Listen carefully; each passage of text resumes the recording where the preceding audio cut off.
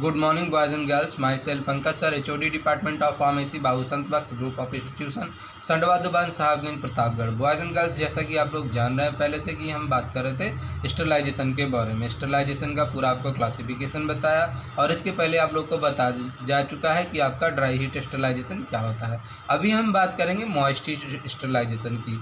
जैसा कि नाम से ही कन्फर्म हो रहा है कि मॉइस्ट हीट स्टरलाइजेशन में हम किसका उपयोग करेंगे। मॉइस्ट मतलब होता है कि आपका नमी, यानी ऐसा स्टरलाइजेशन जिसमें हम गर्म के साथ साथ नमी का भी उपयोग करेंगे, वो होता है हमारा मॉइस्ट स्टरलाइजेशन।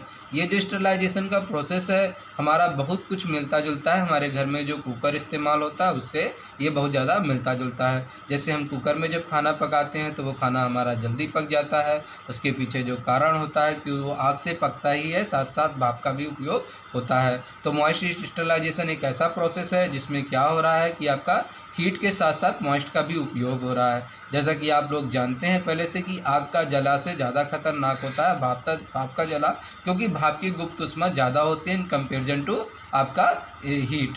तो यहाँ पे अभी बात करेंगे आपका मॉइस्ट स्टरलाइजेशन, और मॉइस्ट स्टरलाइजेशन के का जो मेन एग्जांपल है वो है आपका ऑटोक्लेव। तो चलिए हम अपने टॉपिक पे चलते हैं। आ गया। तो हमारा ये क्या है, आपका ऑटोक्लेव है। और ऑटोक्लेव के बारे में भी हम यहाँ डिस्कस करेंगे। ये हमारा मॉइस्ट स्टरलाइजेशन में आता है।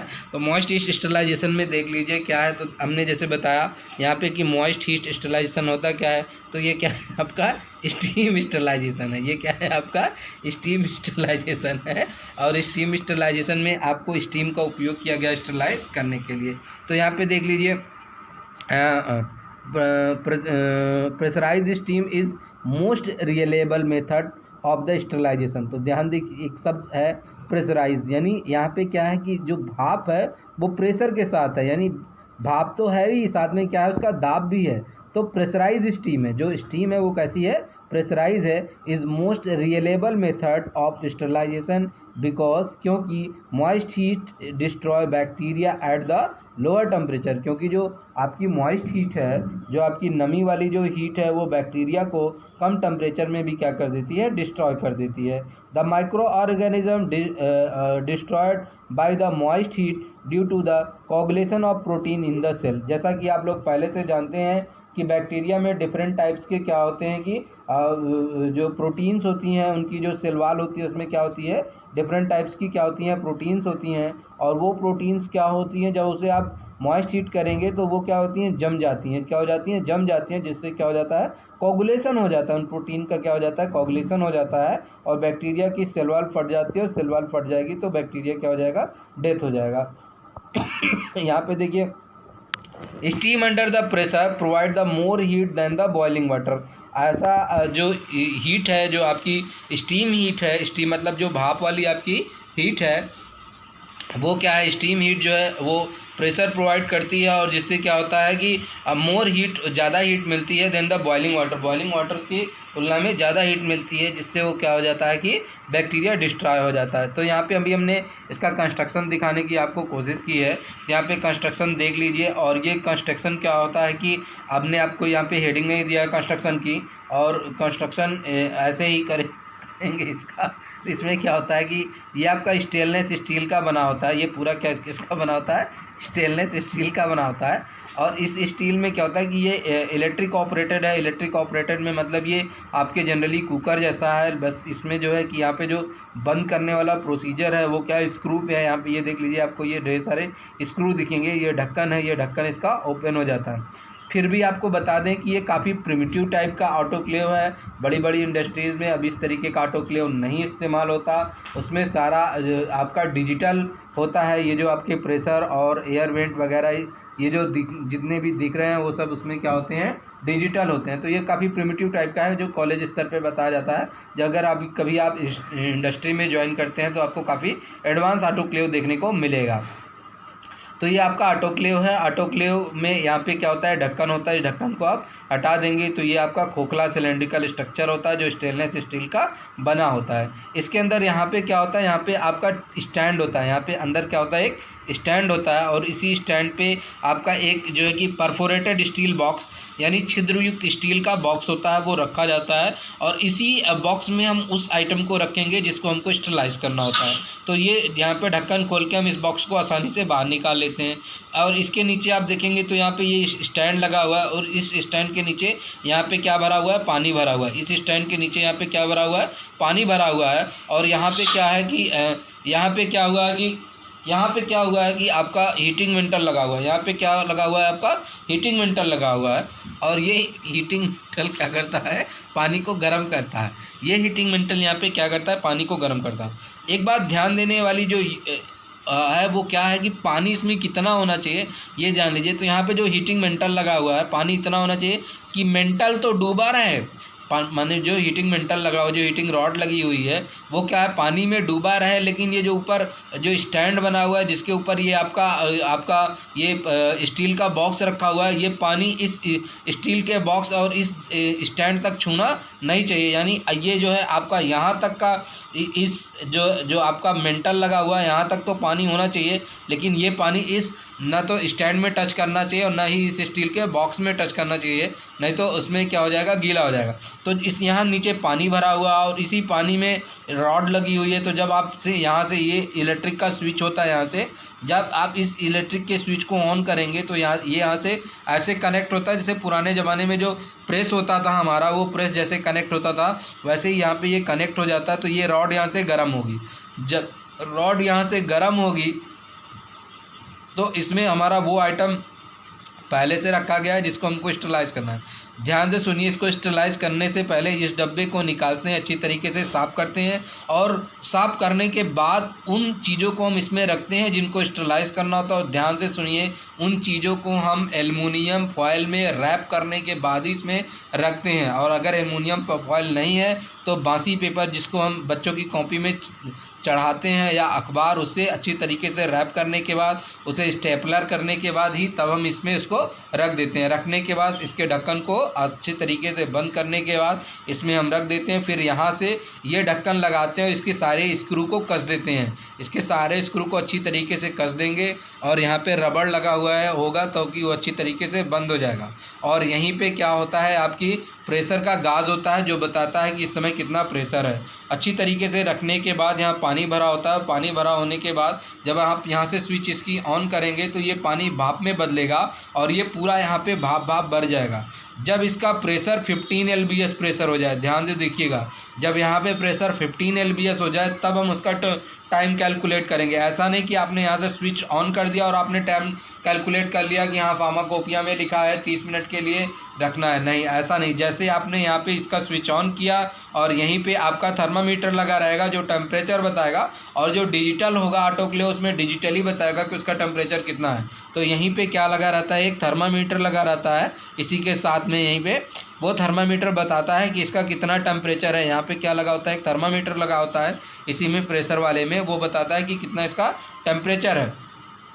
तो जब टेम्परेचर इसका कितना पहुंच जाए, 121 डिग्री पहुंच जाए और प्रेशर कितना पहुंच जाए, आपका 15 LBS प्रेशर पहुंच जाए तो हम उसका टाइम कैलकुलेट करेंगे।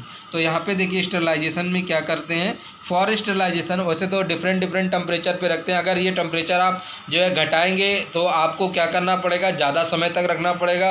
ये टेम्परेचर अगर आप बढ़ाएंगे तो आपका समय क्या हो जाएगा, कम हो जाएगा। लेकिन जो स्टैंडर्ड प्रोसीजर जो ऑपरेट किया जाता है जनरली हम सिर्फ उतना वो बता रहे हैं। फॉर स्टरलाइजेशन 121 डिग्री टेम्परेचर पर और 15 LBS के प्रेशर पे, ध्यान से सुनिए, 121 डिग्री टेम्परेचर पे और 15 LBS के प्रेशर पे 30 मिनट के लिए हम इसको क्या करते हैं, स्टरलाइज करते हैं। तो यहाँ हमने आपको कंस्ट्रक्शन बताया। कंस्ट्रक्शन में क्या है कि आपका ये स्टेनलेस स्टील का पूरा सिलेंड्रिकल एक हॉलो होता है। उसके अंदर क्या होता है कि यहाँ पे एक क्या होता है, स्टैंड होता है। स्टैंड के ऊपर एक आपका परफोरेटेड स्टील का बॉक्स होता है और इसी बॉक्स में ही उन चीज़ों को रखा जाता है जिनको स्टरलाइज करना होता है। और उन चीज़ों को हम अच्छी तरीके से आपके एल्युमिनियम फॉयल बासी पेपर में रैप करने के बाद स्टेपलर लगाने के बाद ही हम इसमें रखते हैं। तो ये भी आपका स्टेनलेस स्टील का, और ये भी छिद्र युक्त बॉक्स है। तो यहाँ पे लिखा है स्टील बास्केट परफोरेटेड है जो कि है, और यहाँ पे क्या लगा है आपका इलेक्ट्रिक वायर लगा हुआ है। यहाँ पे आपका लिखा है नीचे क्या लगी है, हीटिंग रॉड लगी हुई है, और यहाँ पे नीचे भरा हुआ है, क्या भरा हुआ है, वाटर। यहाँ पे नीचे क्या भरा हुआ है,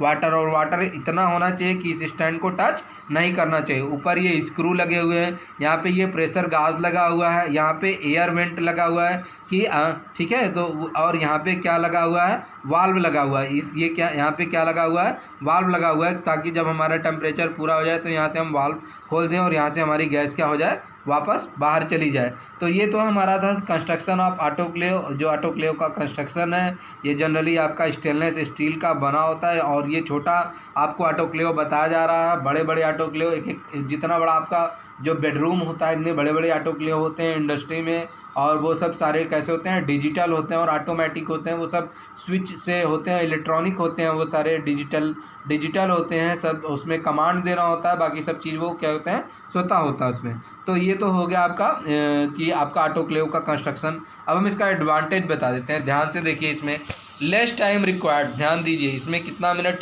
लग रहा है, 30 मिनट लग रहा है, जबकि आपको हॉट एयर ओवन से स्टरलाइज करने में जनरली आपको 2 घंटे या 2 घंटे से अधिक का भी समय लगता है। तो सबसे जो मेन एडवांटेज है वो क्या है, लेस टाइम रिक्वायर्ड, कम समय लगता है।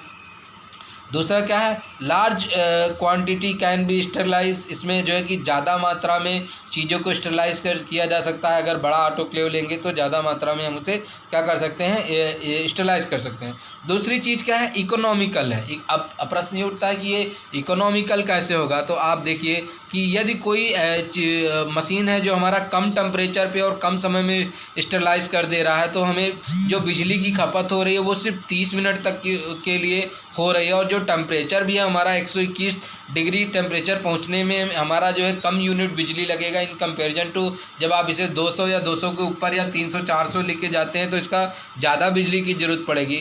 एक तो टेम्परेचर कम लग रहा है, दूसरे इसमें क्या और लग रहा है कि आपका समय कम लग रहा है। तो कम टेम्परेचर और कम समय होने की वजह से इसमें बिजली क्या है, कम लगेगी, और कम बिजली लगने की वजह से ये सस्ता पड़ता है इसको स्टरलाइज करने के लिए। तो इंडस्ट्री में ये काफ़ी ज़्यादा ये इकोनॉमिकल है, फ़ायदेमंद है, पैसे इसमें काफ़ी बचते हैं इस तरीके के ऑटोक्लेव के स्टरलाइजेशन में। इसलिए अगर ऑप्शन हमारे पास दोनों हैं, आपका हॉट एयर ओवन और ऑटोक्लेव, अगर कोई वस्तु है जिनको हम दोनों तरीके से स्टरलाइज कर सकते हैं, हॉट एयर ओवन और ऑटोक्लेव दोनों से स्टरलाइज कर सकते हैं, तो हम जो सिलेक्शन किसका करते हैं, हम जो है कि ऑटोक्लेव का सिलेक्शन करते हैं, क्योंकि ये क्या होता है, इकोनॉमिकल होता है। दूसरे क्या होते हैं कि माइक्रो ऑर्गेनिज्म डिस्ट्रॉयड कम्प्लीटली, इसमें जो माइक्रो ऑर्गेनिज्म है वो पूरी तरीके से डिस्ट्रॉय हो जाते हैं। क्योंकि आप लोगों को पहले से पता है कि जो भाप की गुप्त ऊष्मा होती है वो ज़्यादा होती है इन कंपेरिजन टू आग की।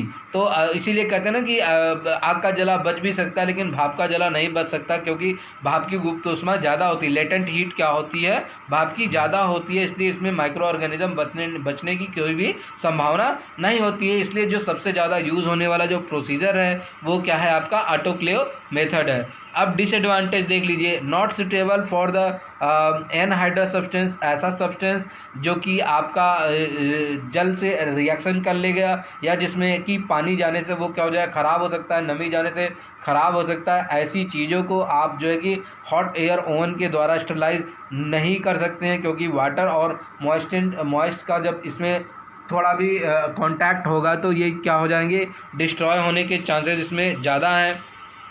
तो ये क्या हो गया, सुटेबल नहीं है आपके कि एनहाइड्रस सब्सटेंस के लिए, and not suitable for the substance which not stable at the 115 degree centigrade. यानी ऐसा कोई भी वस्तु है जो आपके 115 या 120 या 121 डिग्री टेम्परेचर पहुंचने पर भी ख़राब हो सकता है। जैसे कि मैंने आपको बताया कि डिफरेंट टाइप की जो वैक्सीन होती हैं, जो टीके होते हैं, जैसे जो पोलियो है उसमें जो आपके घर घर पिलाने जाते हैं, ऐसी जो चीज़ें होती हैं जो कि आपकी पेरेंट्रल हो, पोलियो तो खैर आपको ओरली दिया जा रहा है, वैसी चीज़ें जो आपके पेरेंट्रल हो, इंजेक्शन जो लगते हैं, जैसे टिटनेस का हो गया, टिटबैट, वो भी 2 से 8 डिग्री टेम्परेचर पे स्टोर किया जाता है, तो फ्रिज में रखा जाता है। तो ऐसी चीज़ें जिन्हें हम फ्रिज में रखते हैं और तो आप उनको ऑटोक्लेव या आप हॉट एयर ओवन दोनों से स्टरलाइज नहीं कर सकते हैं।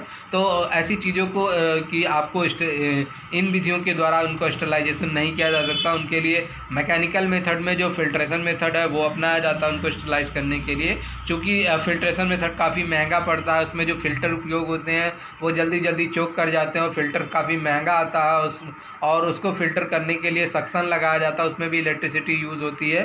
तो इसलिए जनरली जो है कि आपका और वो उतना कि अथेंटिक मेथड नहीं है, अथेंटिक मेथड कहने का मतलब रिलेबल नहीं है, उसके ऊपर उतना भरोसा नहीं किया जा सकता इन कंपेरिजन टू आपका ऑटोक्लेव। तो ये समझ लीजिए कि ऑटोक्लेव में जो भी पेरेंटल्स हैं या ऐसे पेरेंटल्स जो आपके थर्मोलेबाइल हैं, टेम्परेचर सेंसिटिव हैं, उन सब चीज़ों को आप जो है कि ऑटोक्लेव से स्टरलाइज नहीं कर सकते हैं। तो यहाँ पे हमने आपको दिखाया कि ऑटोक्लेव की किस तरीके से माइक्रो ऑर्गेनिज्म को मार रहा है। यहाँ पे हमने फिगर बताया, इसका कंस्ट्रक्शन मैंने लिखा नहीं है, जिस तरीके से फिगर बना हुआ है आप एकदम वैसा ही उसका क्या बना लीजिएगा, कंस्ट्रक्शन बना लीजिएगा। यहाँ पे फिर मैं आपको अब बताने की कोशिश करूँगा कि आप इसका क्या कर लीजिए कि वो स्क्रीनशॉट ले लीजिए और स्क्रीनशॉट लेने के बाद आप सिर्फ इतना ही एग्ज़ाम के दृष्टिकोण से आप सिर्फ इतना ही इसको तैयार कीजिए, ठीक है। तो और कुछ बढ़ाने की इच्छा हो तो यहाँ पे एक एक शब्द जैसे जो इकोनॉमिकल है, माइक्रो ऑर्गेनिज्म को किस तरीके से मार रहा है, ये अपने आप में एक हेडिंग है। तो यहाँ पे हमने कम शब्दों में एक्सप्लेन करने की कोशिश की है ताकि गागर में सागर भरा रहे, आप जो टू द पॉइंट आपको तैयार रहे, बाकी की चीज़ें आप इसमें कुछ और भी बढ़ा सकते हैं, ठीक है। धन्यवाद। और कोई भी इससे रिलेटेड कोई भी समस्या हो तो आप मुझसे पूछ सकते हैं। Thank you.